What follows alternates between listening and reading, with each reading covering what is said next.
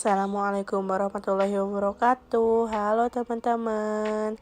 Kami dari kelompok 3 Psikologi Kognitif kelas 2A akan ngebahas sedikit nih tentang penyebaran berita hoax yang akan kami kaitkan dengan beberapa materi psikologi kognitif. Tapi sebelum itu, perkenalan kelompok dulu ya. Yang pertama ada Marcella Apriani, lalu ada Salma Marsyapina, dan yang terakhir ada Eva Triplatan Solihah. Kita langsung saja ke videonya ya. Selamat menyaksikan. Pada zaman sekarang, teknologi internet bukan hal yang asing lagi di telinga masyarakat. Contoh adanya bentuk perkembangan dari teknologi internet zaman sekarang adalah dengan adanya fitur Facebook, WhatsApp, Instagram, dan berbagai jenis lainnya. Namun, dari berbagai kelebihan media sosial, tentu ada kekurangan media sosial yang dirasakan masyarakat. Salah satunya adalah dengan adanya berita-berita hoax yang bermunculan di masyarakat. Fenomena hoax yang baru-baru ini terjadi adalah tentang hoax terkait vaksin COVID-19. Sebagai contoh, yaitu berita yang dimuat oleh CNN Indonesia yang diberi tagline, "Hati-hati rakyat akan dibunuh vaksin dari Cina." Hoax lain mengatakan jika WHO menyebut vaksin Sinovac adalah vaksin yang paling lemah, vaksin yang ilegal, dan lain-lain. Jelas-jelas berita-berita tersebut adalah berita yang salah. Maka tidak heran jika tingkat kepercayaan bangsa Indonesia terhadap vaksin tergolong rendah.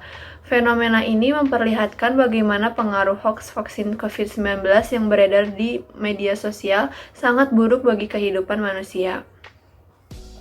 Berdasarkan hasil fenomena tersebut, kami menyimpulkan seseorang termakan kasus atau berita hoax ini paling tidak telah melalui beberapa proses kognitif yang kompleks. Untuk lebih jelasnya akan disampaikan oleh rekan saya. Baik, selanjutnya saya akan menjelaskan fenomena hoax tersebut dengan psikologi kognitif. Informasi-informasi hoax ini sebenarnya tidak bisa kita hilangkan keberadaannya. Itu semua tergantung bagaimana kita memilih-milih berita yang kita serap ke dalam otak kita. Menurut kami, terdapat beberapa proses kognitif yang menyebabkan seseorang termakan informasi yang hoax. Yang pertama, seseorang yang termakan informasi yang hoax membangun landasan heuristik lewat nilai ideologi, wawasan sosial, pengalaman masa lalu, dan suasana psikis yang membentuk asumsi-asumsi pribadinya tentang vaksin COVID-19 ini. Yang kedua, seseorang yang termakan informasi yang hoax menggunakan penalaran kondisional yang biasanya menghubungkan dengan kata jika dan maka. Dan yang ketiga, mengalami keterbatasan informasi yang didapatkan dari luar dirinya, di mana hal tersebut disebut sebagai informasi yang negatif, yang pastinya akan mengalami kesulitan dan cenderung membuat kesalahan dalam menangkap informasi. Nah teman-teman, dari fenomena ini juga kita sering terjadi kesalahan nih dalam mengambil keputusan atau decision making. Dimana decision making sendiri itu adalah bagaimana kita menilai atau memilih dari beberapa alternatif pilihan yang tersedia. Pada kasus ini kita dituntut untuk memilih mana informasi yang benar dan mana informasi yang hoax, atau berita yang benar mana, berita yang hoax yang mana, seperti itu. Kesalahannya tuh bagaimana sih? Jadi kesalahannya tuh kita mengambil pilihan yang berjenis the available heuristic, di mana kita mengambil keputusan itu berdasarkan informasi-informasi yang paling mudah kita serap, yang paling mudah kita proses di dalam otak. Contohnya tuh seperti ini, kita menemukan informasi A, maka kita secara otomatis langsung menyimpulkan bahwa informasi itu adalah informasi yang benar, berita itu adalah berita yang benar.